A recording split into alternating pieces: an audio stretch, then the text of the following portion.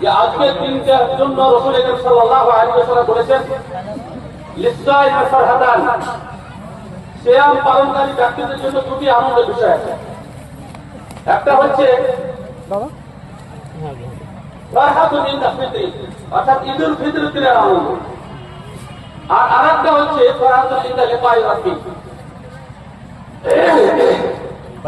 আল্লাহ তাআলা সাক্ষাতের সময় আনন্দ। আজকের দিনের আনন্দ বিষয় কি সেটা আমরা তো অনেকেই বুঝতে ব্যর্থ হয়েছি। একটা কথা বলে রাখা ভালো যে কোরআন এবং সহিহ সুন্নাহ কোন একটা শব্দেও বলা হয়নি যে ঈদের দিন নতুন পোশাক পরতে হবে। ঈদের দিন বলা হয়েছে তোমার যে পোশাকগুলো আছে তার মধ্যে যেটা উত্তম সেটা পরবে। ঈদের দিন নতুন পোশাক পরা মুসলিমদের পূজা পার্বণের মতো আমাদের মধ্যে একটা প্রবণতা সৃষ্টি হয়েছে।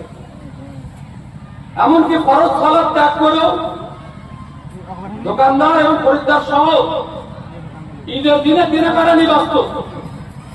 আজকের যে আনন্দ সেটা হচ্ছে আল্লাহ তাআলা আজকে যারা প্রকৃত অর্থে আল্লাহর উদ্দেশ্যে সিয়াম পালন করছেন তারা তাদের পুরস্কার দিয়েছেন। আল্লাহ তাআলা আজকে পুরস্কার ঘোষণা করেন। নিঃসন্দেহে আমাদের অনেকেই আছেন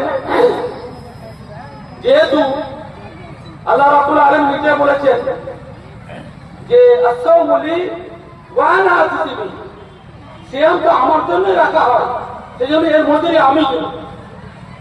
আল্লাহ রাব্বুল আলামিন আজকে মজুরি দিচ্ছেন আমাদের নিয়ত, আমাদের